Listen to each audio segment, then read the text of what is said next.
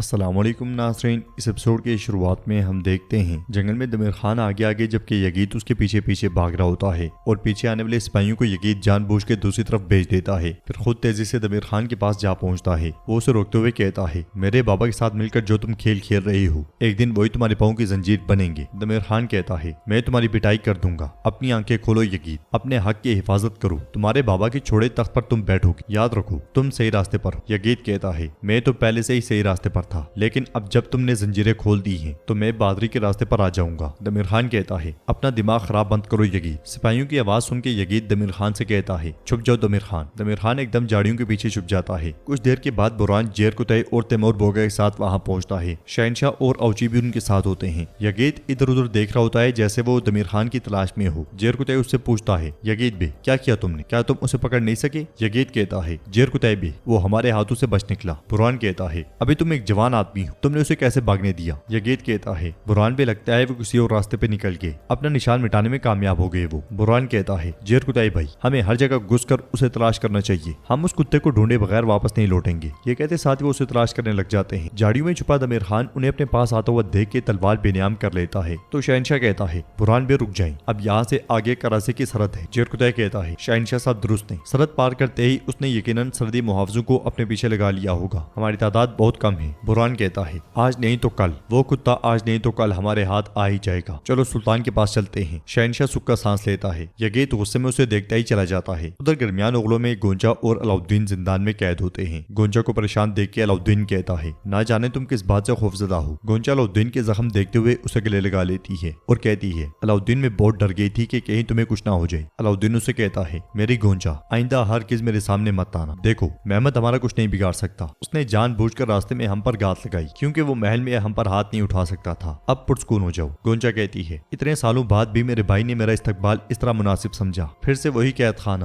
گزرے ہوئے اتنے وقت میں کچھ بھی نہیں بدل پائی۔ علاؤالدین کہتا ہے، تم سچ کہتی ہو خاتون، ہمارا امتحان نہیں بدلا لیکن ہماری محبت بھی نہیں بدلی، اب مزید مت رونا، دیکھو ہم خیریت سے ہیں اور ایک دوسرے کا ہاتھ تھام کے یہاں سے نکلیں گے۔ اس لیے میں محمد وہاں آتا ہے اور ان کی باتیں سننے لگ جاتا ہے۔ اندر گونجا علاؤالدین سے پوچھتی ہے، کیا ہم کبھی اپنے بچے کو اپنی گود میں لے سکیں گے علاؤالدین؟ میں پھر سے اولاد کو کھونے کا درد برداشت نہیں کر سکتی۔ علاؤالدین کہتا ہے، تم کیا کہہ رہی ہو؟ اللہ کے فضل سے ہم وہ خوبصورت ترین دن ایک دن ضرور دیکھیں گے۔ ان کی باتیں سنتے ہوئے محمد بہت پریشان ہو جاتا ہے اور آگے بڑھتے ہوئے ان کے سامنے آتا ہے۔ پھر گونجا سے کہتا ہے، گونجا میں تمہیں ایک آخری موقع دے رہا ہوں، مت جاؤ میری بہن، ہماری طرف لوٹ آؤ، بابا آئیں گے ان کا ہاتھ چوم لینا، ہمارے ساتھ یہیں رہو۔ تو علاؤالدین سے کہتا ہے، محمد تم نے ابھی تک اپنی حد اور اوقات نہیں دیکھی۔ گونجا کہتی ہے، آج میں نے ایک بار پھر یہ سمجھ لیا ہے محمد بے۔ یہ کہتے ساتھ وہ علاؤالدین کا ہاتھ تھام لیتی ہے اور مزید کہتی ہے، اب اس ہاتھ کے سوا میرا سہارا بننے والی کوئی اور شاخ نہیں ہے، آپ سلامت رہیں۔ محمد کہتا ہے، تمہارے پیٹ میں موجود بچے کی خاطر آج میں تمہاری جان بخشتا ہوں۔ محمد کے حکم پہ سپاہی زندان کھول دیتے ہیں۔ وہ دونوں زندان سے باہر آتے ہیں اور محمد علاؤالدین سے کہتا ہے، علاؤالدین اپنے بھائی سے کہہ دینا کہ آج کے بعد ہماری عثمانیوں سے جنگ ہے۔ تو علاؤالدین اسے کہتا ہے، ہم ہر وقت تیار ہیں محمد بھی۔ یہ سنتے ساتھ ہی محمد چلا جاتا ہے۔ ناظرین اس کے بعد ہم دیکھتے ہیں کہ ایزنک میں ایک بازنطینی کمانڈر تخت کے سامنے کھڑا ہوتا ہے۔ اس کے سپاہیوں نے وہاں بیٹھے ہوئے لوگوں پہ تلواریں تانی ہوتی ہیں، اس لیے میں اسپورچا کمرے میں داخل ہوتی ہے تو کمانڈر اس کے سامنے آداب بجا لاتا ہے۔ اسپورچا پوچھتی ہے، اندریاس تمہارا یہاں کیا کام ہے؟ تو اندریاس کھڑے ہو کر کہتا ہے، خدا نے ہمارے راستے پھر سے ملا دیے شہزادی، آپ کو دیکھے ہوئے ایک طویل عرصہ گزر گیا تھا۔ اسپورچا کہتی ہے، اگر میں تمہاری جگہ ہوتی تو ماضی یاد نہ دلاتی، اس منحوس دن پر تم وہ آخری انسان ہو جسے میں دیکھنا چاہوں گی۔ یہ کہتے ساتھ ہی اسپورچا تخت پہ بیٹھ جاتی ہے تو اندریاس کہتا ہے، پوسیدون کا غصہ بھی اس وقت تک ٹھنڈا ہو جاتا ہے شہزادی، مجھے امید ہے کہ میں آپ کے لیے جو تحائف لایا ہوں وہ آپ کو کچھ تو خوش کریں گے اور مجھے آپ کے غصے سے آزادی مل جائے گی۔ پھر قیدیوں کی جانب بڑھتے ہوئے کہتا ہے، گیملک قلعے سے ہاتھ دھونے کی وجہ یہی تاجر ہیں۔ اسپورچا اٹھتی ہے اور آگے بڑھتے ہوئے کہتی ہے، یا پھر میرے بابا نے تمہیں اس لیے بھیجا ہے کہ میں نے گیملک کا قلعہ کھو دیا ہے۔ اندریاس کہتا ہے، شہنشاہ ایک عقلمند آدمی ہے، وہ سمجھ گئے ہیں کہ فلاویوس کی نالائکی کے ساتھ یہ جنگ نہیں جیتی جا سکتی۔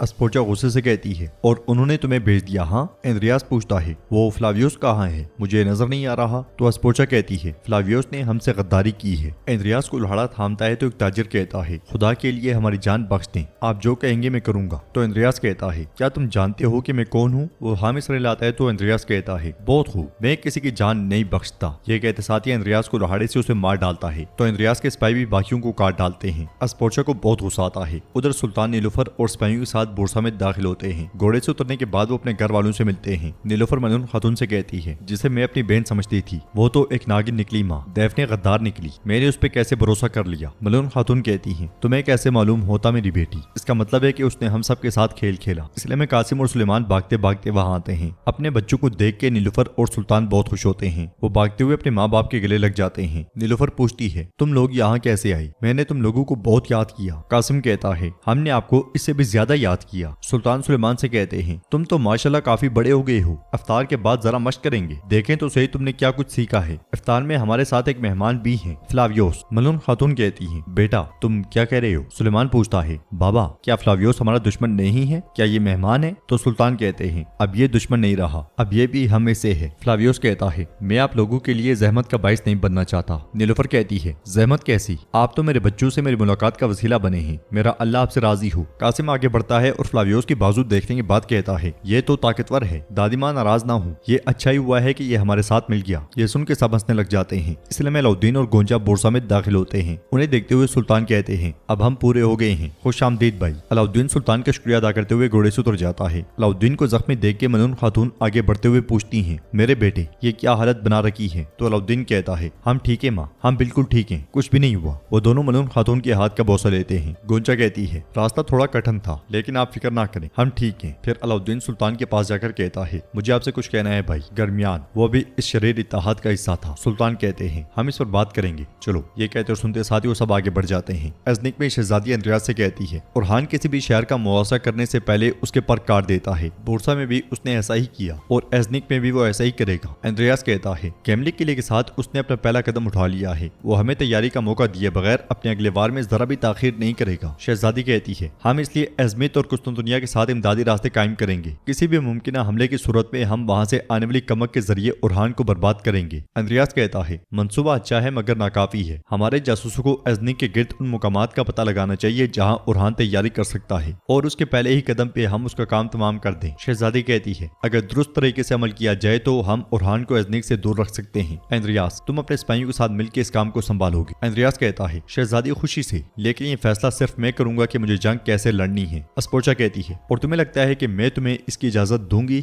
ہے نا؟ اندریاس کہتا ہے میں تو اجازت مانگ ہی نہیں رہا شہزادی، آپ کی پیشکش قبول ہے لیکن کماندار میں ہی ہوں، اپنے سپاہیوں کو حکم صرف میں دوں گا اور اگر شہنشاہ بھی موت کے منہ میں ہے۔ یہ کہتے ساتھ ہی وہ خط اسپورچا کو دے دیتا ہے اور مزید کہتا ہے تو ترکوں کے ساتھ سیاسی معاملات پھر سے آپ ہی کے ہاتھ میں ہیں۔ خط پڑھنے کے بعد شہزادی اسپورچا غصے میں آگے بڑھتی ہے تو اندریاس کہتا ہے کہاں جا رہی ہے شہزادی؟ شہزادی کہتی ہے تمہارے لیے شکار لانے، میں سرداروں سے ملنے جا رہی ہوں۔ اندریاس کہتا ہے دھیان رکھیے گا شہزادی، کہیں پیٹ پیچھے سے کوئی وار نہ ہو جائے۔ ادھر سلطان کا دیوان لگا ہوتا ہے اور سلطان کہتے ہیں فلاویوس کی بات سچ نکلی، دمیر خان سردار نے ہمیں مذاکرات کے لیے نہیں بلکہ جال میں پھنسانے کے لیے بلایا تھا۔ بران کہتا ہے سلطان معظم ہم نے اسے قائل کر کے بورسا لانے کی کوشش کی۔ شہنشاہ کہتا ہے مگر دمیر خان ایک زہریلا سانپ ہے سلطان، جب ہم نے دیکھا کہ وہ سیدھے راستے پر نہیں آ رہا تو ہم نے سوچا کہ اسے گرفتار کر کے لے آئیں، وہ سانپ رینگتا ہوا بھاگ نکلا۔ سلطان کہتے ہیں تو اس کا مطلب ہے کہ گرمیان قبیلے کا بیٹا محمد، اس نے پہلے میری دوستی کے ہاتھ علاؤدین کو مارنے کی کوشش کی اور پھر اسے قید خانے میں ڈال دیا، ایسا ہی ہے نا؟ علاؤدین کہتا ہے ہمیں روانہ کرتے وقت اس نے یہ بھی کہا کہ اب عثمان، اس نے ہمارے سلطان کو پیغام بھیجا کہ ہم اب عثمان کے بیٹوں کے ساتھ جنگ کی حالت میں ہیں۔ سلطان کہتے ہیں کاراسی، گرمیان اور ایرتنا، ساتھ میں بازنطینی، اب یہ بات میری سانسوں کی طرح واضح ہو چکی ہے کہ ہم ان دشمنوں کے خلاف چاروں محاذوں پر جنگ لڑیں گے۔ فلاویوس کہتا ہے یہ اتحاد جو خود کو سرحدی مجلس کہتا ہے، ان کا واحد مقصد آپ کی دولت عثمانیہ کو ان سرحدوں سے مٹا دینا ہے۔ یگید کہتا ہے وہی اتحاد جس کی صف میں کل تک تم بھی کھڑے تھے۔ سلطان کہتے ہیں کوئی شخص کل کس صف میں تھا اس سے زیادہ اہم یہ ہے کہ آج وہ کس صف میں کھڑا ہے۔ یگید سردار، فلاویوس کی صف اب واضح ہو چکی ہے، جب تک اس کے زخم بھر نہیں جاتے یہ ہمارا مہمان ہے۔ عبدالرحمن کہتا ہے اس دوران ہمارے جاسوسوں سے ایک خفیہ خبر آئی ہے سلطان معظم، ازنک کی فوج کی کمان اندریاس نامی شخص کو سونپ دی گئی ہے۔ یہ سن کے فلاویوس کافی پریشان ہو جاتا ہے اور کہتا ہے اندریاس کو قسطنطنیہ میں خونی کلہاڑا کہا جاتا ہے اسے، وہ نہایت مکار اور ظالم ہے۔ سلطان کہتے ہیں سرحدوں میں جڑیں مضبوط کرنے والا یہ عثمانی چنار اس کلہاڑے کو کند کرنا بخوبی جانتا ہے۔ عثمانی جس کے شمولیت کے بغیر کسی اتحاد کو سرحدی مجلس نہیں کہا جا سکتا، وہ ان سب کو یہ بات اچھی طرح سکھا دے گا۔ ہمارا پہلا ہدف کراسی سے ایک بندرگاہ اور بازنطینیوں سے گیملک کی بندرگاہ چھیننا ہے۔ ایک جنگ ختم ہونے سے پہلے دوسری جنگ شروع ہو جائے گی، اس سے پہلے کہ دشمن اپنی تیاریاں مکمل کریں ہماری فوج کو تیار رکھو جیرکتائی، اور اس کے علاوہ یگید سردار اور میری بہن فاطمہ کی شادی کی تیاریاں بھی جلد از جلد مکمل کی جائیں۔ یہ سن کے فاطمہ بہت پریشان ہو جاتی ہے جبکہ یگید اور شہنشاہ بہت خوش۔ فلاویوس اور فاطمہ ایک دوسرے کو دیکھتے ہیں اور ناظرین ایپیسوڈ بھی اختتام پذیر ہوتی ہے۔ ویڈیو پسند آئے تو لائک کر دیں، شیئر کر دیں، سبسکرائب نہیں کیا ہوا تو سبسکرائب کرنے کے ساتھ ساتھ گھنٹی والے آئیکن کو دبانا مت بھولیں۔ ملتے ہیں انشاءاللہ نیکسٹ ویڈیو میں، تب تک کے لیے رکھیں اپنا اور اپنوں کا بہت زیادہ خیال۔ اللہ نگہبان۔